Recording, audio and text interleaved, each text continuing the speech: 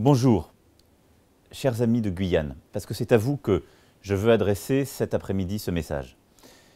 D'abord, je veux réagir à cette polémique qui est née sur Internet ces dernières heures. Je n'ai pas attendu ces derniers jours pour parler de la Guyane. Et j'aimerais que nombre de mes détracteurs soient allés aussi souvent que moi en Guyane et l'aient autant aimé. Alors bien sûr, je n'ai jamais pensé que la Guyane était une île, même si c'est aujourd'hui l'île de Cayenne qui est largement bloquée, même si entre l'océan et la forêt amazonienne, il y a parfois beaucoup d'une île dans votre réalité. Non, je sais que le territoire de la Guyane, il est bien ancré dans ce continent, il est bien ancré dans cette terre, justement sud-américaine, et je sais où vous êtes. Et ce message, il était pour répondre à votre colère, parce que j'entends la colère aujourd'hui des Guyanaises et des Guyanais. J'entends leur colère qui fait suite à de nombreuses attentes, des attentes à l'égard de la République, à l'égard de l'État, qui est resté sourd à celle-ci. À chaque fois, la Guyane a su arracher ce qui était son droit, ses droits, à coups de colère, parfois à coups de force.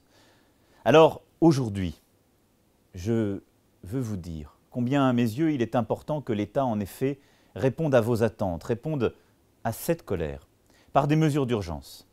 D'abord, la sécurité, celle que vous êtes en droit d'attendre. Je m'étais rendu en décembre dernier en Guyane, je l'avais dit.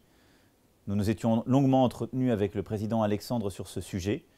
Oui, il est nécessaire aujourd'hui de renforcer la sécurité avec un nouveau peloton, avec une présence 24 heures sur 24 de la police aux frontières, en particulier sur le Maroni, avec des contrôles renforcés, des moyens renforcés qui sont à la hauteur des réalités.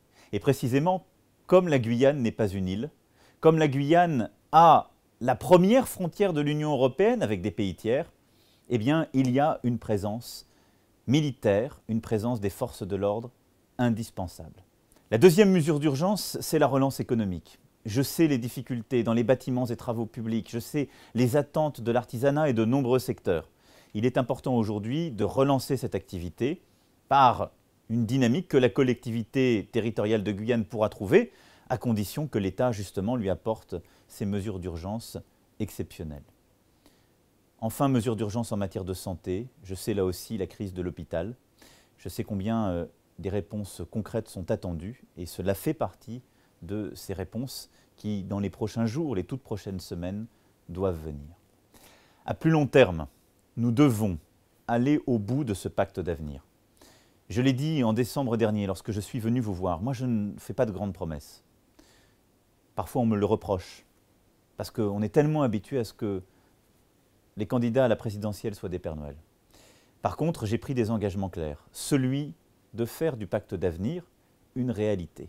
Et au-delà de ces mesures d'urgence que je viens de rappeler, il y a de nombreuses choses à faire sur les infrastructures, sur les écoles, mais également sur la structuration des filières économiques. Je veux qu'on puisse relancer, simplifier, investir, et en particulier aussi qu'on adapte le cadre réglementaire à la réalité du territoire guyanais. La Constitution nous le permet. Je ne suggère pas d'ouvrir de grandes discussions constitutionnelles, mais dans le cadre de l'article 73 de la Constitution, on peut aujourd'hui aller plus loin dans les adaptations réglementaires.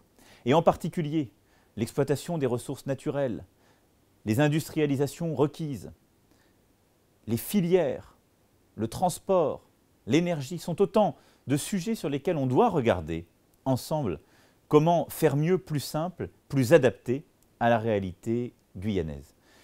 Voilà, chers amis, les quelques propos que je voulais tenir devant vous cet après-midi, à la fois pour éteindre une polémique qui n'a pas lieu d'être, qui relève du ridicule que certains voudraient faire quotidien dans cette campagne, mais surtout parce que je voulais partager des engagements forts que depuis des semaines avec vous, je prépare et travaille, et une conviction chevillée au cœur pour ma part, celle que la Guyane est aujourd'hui le plus grand département de la République française.